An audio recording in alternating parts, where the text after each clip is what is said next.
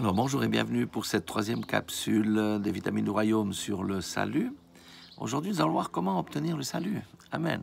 Alors, c'est très important de bien comprendre ça. Dans Éphésiens 2:8, il est dit, c'est par la grâce que vous êtes sauvés. Nous sommes la grâce, c'est par la grâce de Dieu que nous sommes sauvés, mais par le moyen de la foi. Et cela ne vient pas de vous, c'est le don de Dieu. Donc le salut vient par la foi. La grâce est disponible pour quiconque met en route sa foi, ça veut dire croire en l'œuvre de Jésus-Christ, passer par une véritable conversion et marcher selon les préceptes de Dieu, qui est de mettre Dieu à la première place dans sa vie et d'aimer son prochain comme soi-même. Donc il faut que la foi produise du fruit, mais c'est la foi qui actionne la grâce. La grâce n'est pas déversée comme ça au hasard sur les gens.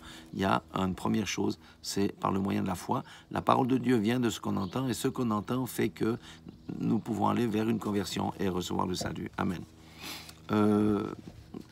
Matthieu 4:17, c'est les paroles de Jésus. Il dit, dès ce moment, Jésus commença à prêcher, à dire, repentez-vous car le royaume des cieux est proche. Le premier message de Jésus, c'est la repentance. La repentance, ça veut dire, c'est la conversion. Ça veut dire reconnaître son état de pécheur, accepter le sacrifice de Christ pour la rémission de ses propres péchés et marcher en nouveauté de vie en passant par le baptême. On va voir ça tout à l'heure, mais Jésus a dit, c'est le message de la repentance. Donc, la foi vient de ce qu'on entend produit la repentance repentance amène au salut. Amen. Acte 2:38, Pierre leur dit, voyez, il dit, repentez-vous et que chacun de vous soit baptisé au nom de Jésus-Christ pour le pardon de vos péchés, vous recevrez le don du Saint-Esprit. Amen. Donc, repentance, baptême, don du Saint-Esprit, et on va marcher en nouveauté de vie. Alors, cette nouveauté de vie, je vous donnerai quelques versets, comment ça se manifeste. Dans Galates 6:9, il est dit, ne nous lassons pas de faire le bien. Comme j'ai dit dans une autre vidéo, lorsqu'on vient à Christ, nous ne courons plus vers le mal, nous courons vers le bien. Ne nous lassons pas de faire le bien, car nous moissonnerons au temps convenable si nous ne nous relâchons pas. Amen. Il y a quand même un avertissement, si nous ne nous relâchons pas, parce que nous allons moissonner au temps convenable. Le moissonnement, la moisson va être quand? Ça va être quand le monde, tous les hommes seront jugés. Il y aura les récompenses, la vie éternelle, où certains seront jetés dans le lac de feu ou l'étang de feu. Amen. Donc le bien est une des caractéristiques de la manifestation concrète du salut sur cette terre. 2 Corinthiens 7:1 dit encore quelque chose. Ayant donc de telles promesses, bien-aimés, purifions-nous de toute souillure de la chair et de l'esprit en achevant notre sanctification dans la crainte de Dieu. Bon, on pense bien sûr au péché sexuel et à toutes ces choses, bien ça fait partie de là. Mais il n'y a pas que, il y a la médisance, il y a un certain nombre de choses, il y a l'occultisme, ça c'est la pollution de l'esprit, n'est-ce pas? Et donc, on fuit ces choses là, et on se purifie de toute souillure. Comment? En lisant la parole de Dieu, en mettant un terme à ces activités que nous avions par le passé. Et un autre fruit, dans Hébreux 12:14, il est dit, recherchez la paix avec tous et la sanctification sans laquelle personne ne verra le Seigneur. Amen. Le salut ne peut pas être accordé à quelqu'un qui croit, mais qui n'a pas de changement dans sa vie et qui continue à vivre une vie de païen, une vie qui n'est pas conforme à l'évangile. Parce que le salut doit se manifester et va se manifester parce qu'il y a une transformation intérieure. C'est ça qui dit de rechercher la paix avec tous et la sanctification sans laquelle personne ne verra le Seigneur. Les menteurs n'entreront pas. Les impudiques n'entreront pas. Les débauchés n'entreront pas. Les fraudeurs, tout ça, n'entreront pas.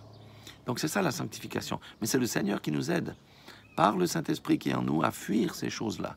Et c'est là qu'on reconnaît vraiment le sceau des enfants de Dieu. Un enfant de Dieu qui a le sceau ne peut pas vivre en concubinage, par exemple. Non, non, non, il ne peut pas.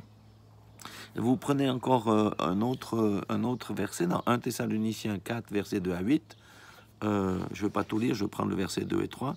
Vous savez en effet que quel précepte nous vous avons donné de la part du Seigneur Jésus. Ce que Dieu veut, c'est votre sanctification. Sanctification, c'est quoi? C'est une mise à part. Nous sommes dans le monde, nous vivons dans le monde, mais nous ne sommes pas conformes au monde. Nous ne vivons pas selon les lois de ce monde, les tendances de ce monde, les philosophies de ce monde. Et toutes ces choses-là, c'est ça la sanctification.